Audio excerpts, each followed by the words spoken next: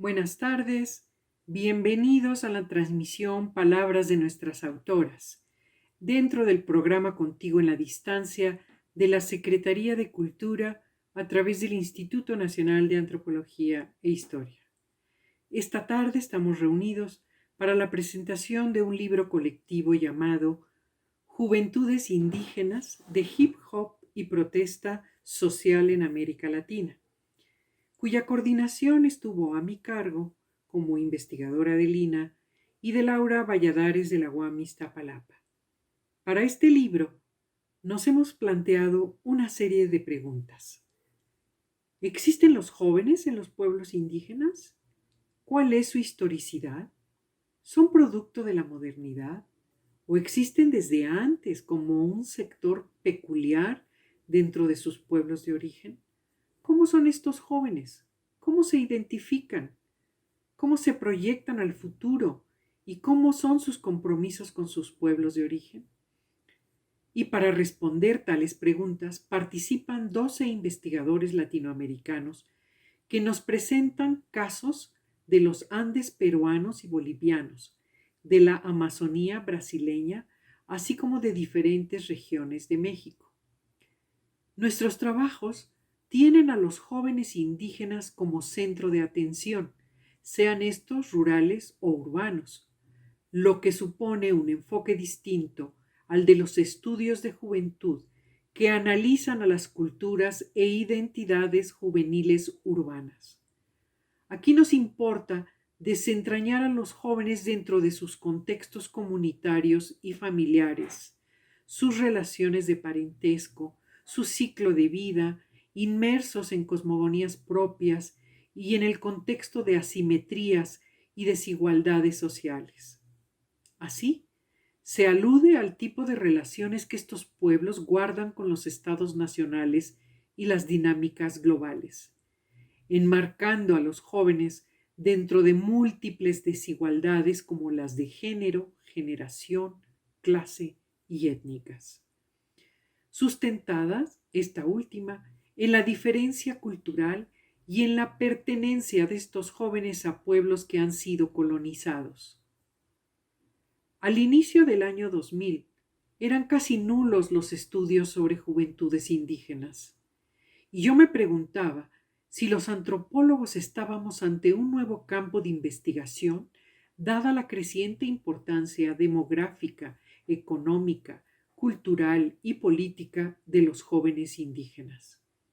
En la actualidad, afortunadamente, se han multiplicado los estudios antropológicos sobre los jóvenes y este libro muestra los avances en este campo.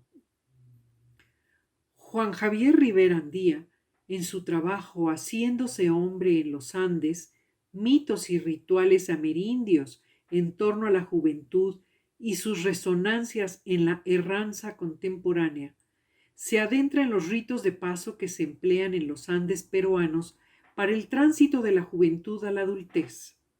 Se trata de jóvenes que retornan a sus pueblos donde después de buscar el ganado que ha estado en las montañas, regresan con sus rebaños para convertirse en seres maduros y humanizados. En este ritual, los mozos sortean diversos peligros, demuestran gran fuerza física y viven una gran proximidad con los animales, así que cuando bajan a sus aldeas, igual que los animales, deben ser domesticados para que sean aptos para la vida familiar y comunitaria. Estos rituales fueron registrados por los primeros conquistadores españoles que llegaron a la región andina y se desarrollan hasta hoy, lo que demuestra que los jóvenes en esta región existen desde antes de la modernidad. Maya Lorena Pérez Ruiz, en el trabajo Poder y conflicto en torno a la representación social de ser joven en los mayas de Yucatán, recurre también a la historia para constatar la persistencia entre los mayas peninsulares de nociones anteriores a la modernidad que dan cuenta de la existencia de los jóvenes desde antes de la conquista. Se recuperan las referencias aportadas por Fray Diego de Landa, quien llegó a Yucatán en 1549. Además, se señalan los términos para denominar a los jóvenes en los diccionarios de maya español, tanto coloniales como los actuales.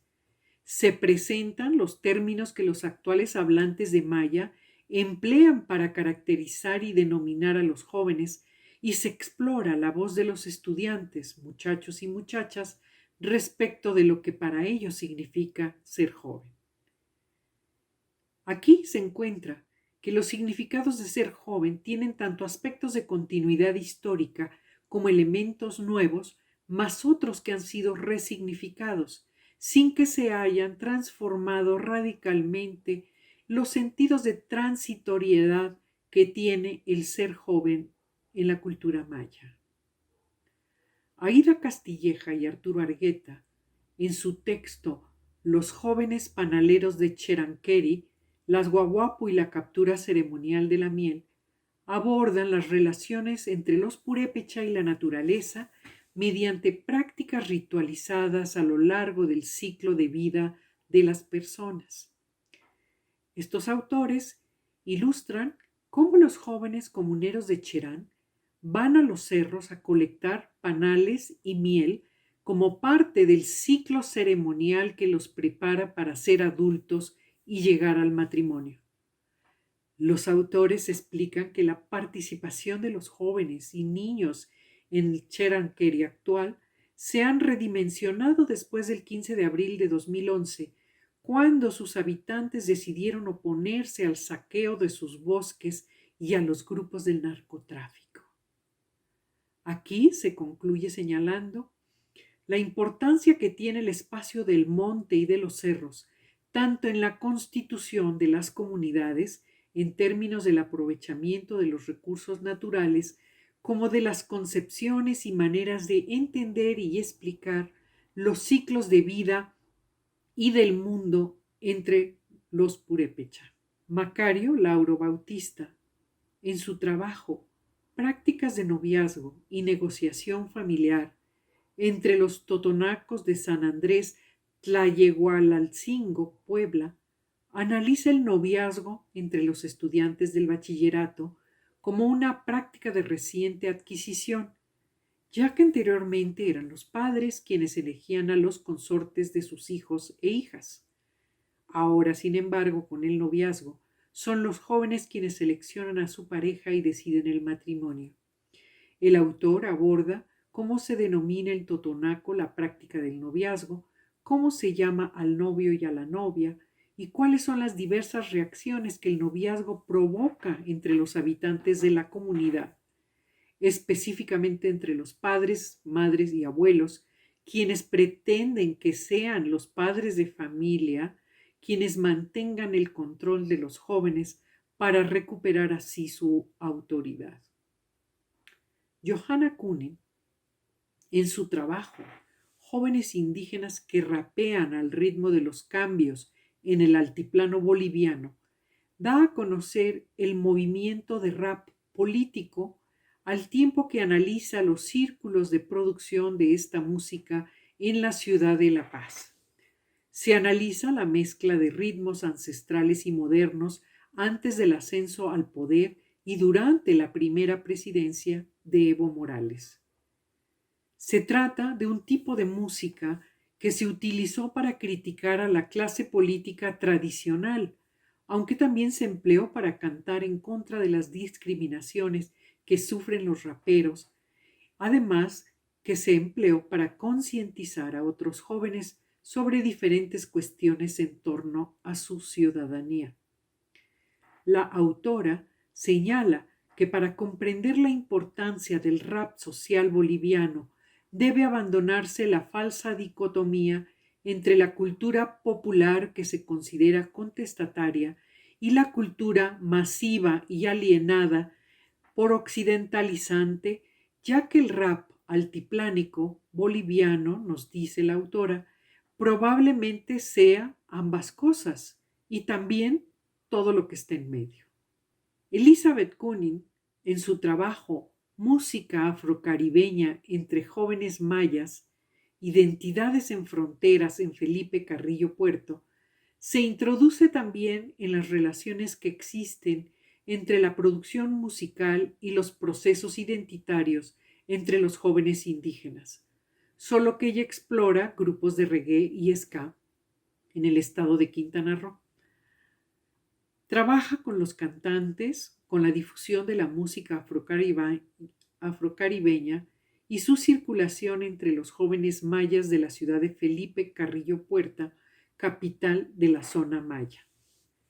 Ella encuentra que la música afrocaribeña y las constantes referencias a Bob Marley se inscriben en la historia regional de inclusión y exclusión, nacionalización y autonomía, asimilación y resistencia a las dinámicas de la aculturación.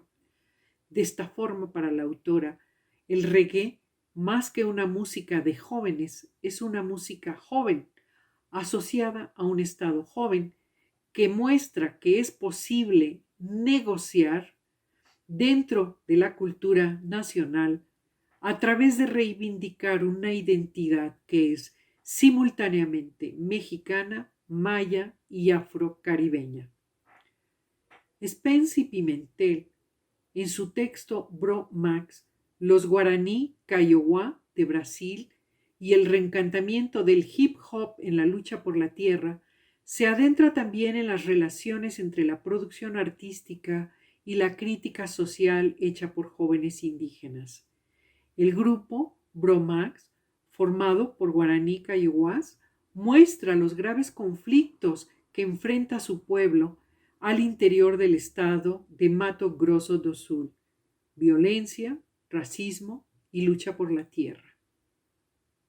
La producción cultural de este grupo, nos dice el autor, se enmarca en el contexto de los traslados forzosos de los grupos guaraní Kaiowá hacia las reservas demarcadas por funcionarios en complicidad con grandes terratenientes, lo que ha generado sobrepoblación, hambre, desnutrición infantil, violencia y suicidios juveniles.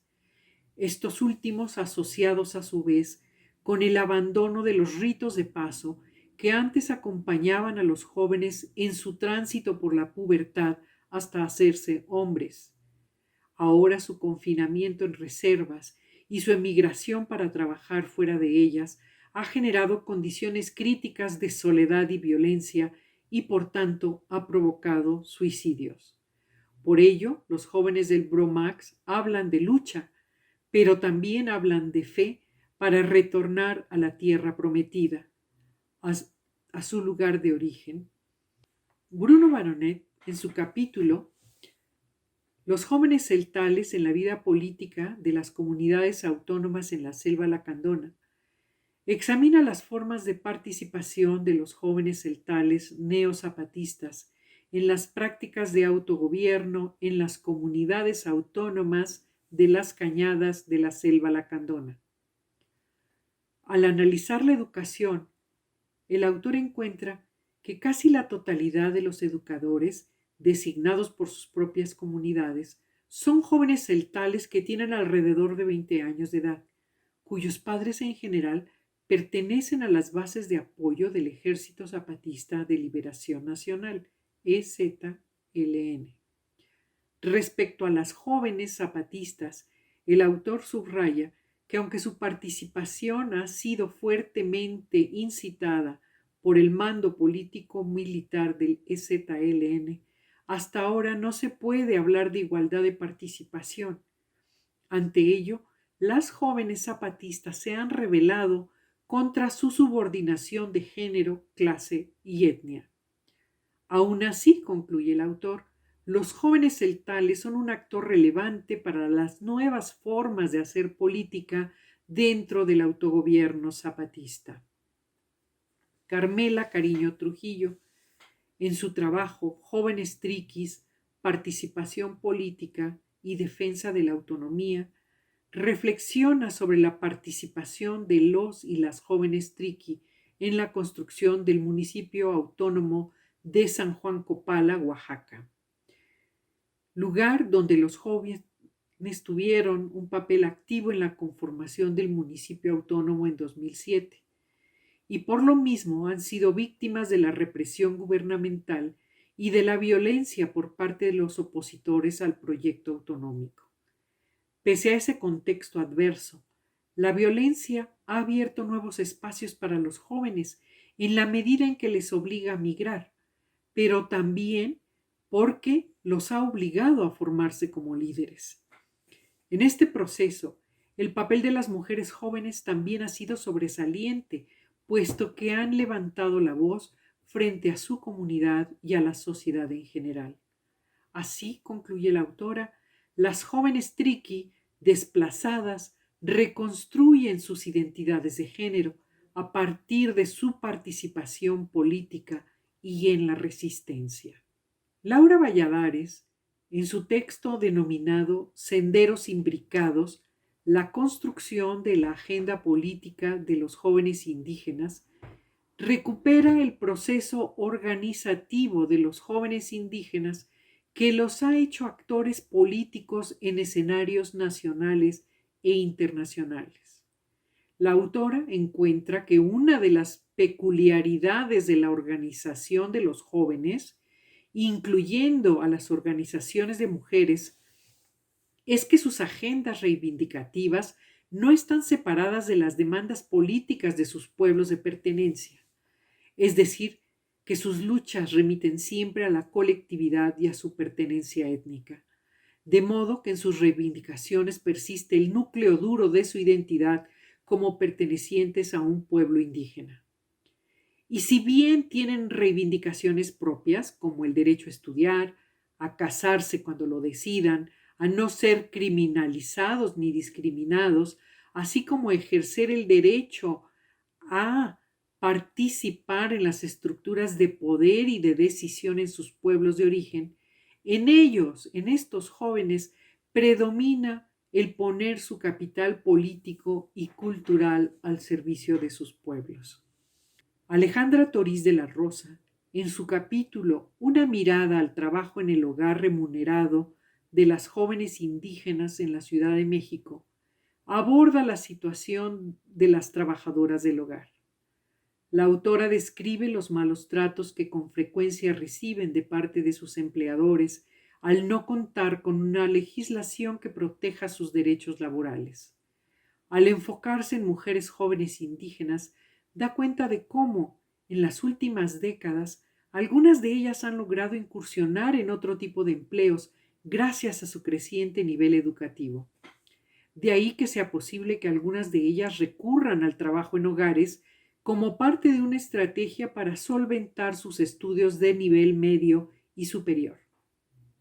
En ese contexto, la autora insiste en la urgencia de legislar en México para garantizar los derechos de quienes laboran en hogares, tarea que deberá acompañarse de la sensibilización a los empleadores para que cumplan con los derechos de estas trabajadoras.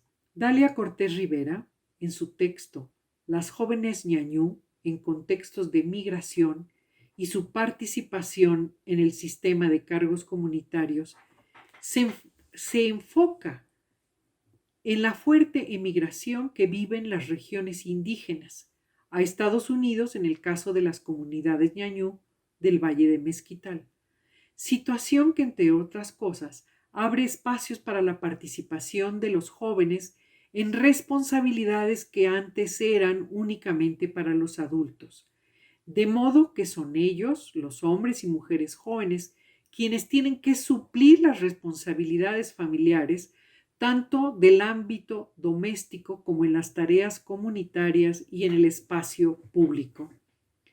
Dicha participación, nos dice la autora, origina tensiones y conflictos en la organización social y política comunitaria tradicionalmente sustentada en los adultos masculinos, de modo que además de asumir las funciones abandonadas por los adultos, los jóvenes se enfrentan al rechazo al ponerse en disputa el control de los recursos materiales y simbólicos de las comunidades.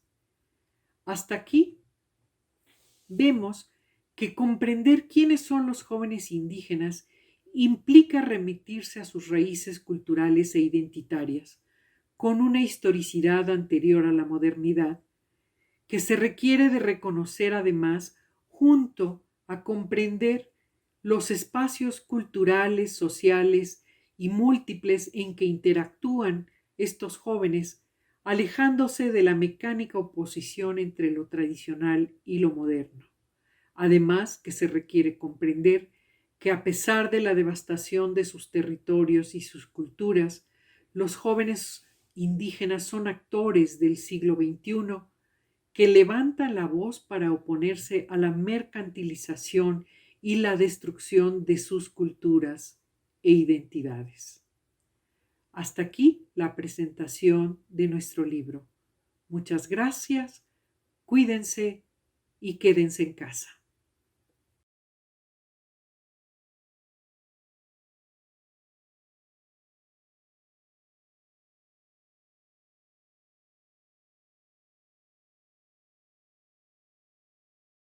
Instituto Nacional de Antropología e Historia. Secretaría de Cultura.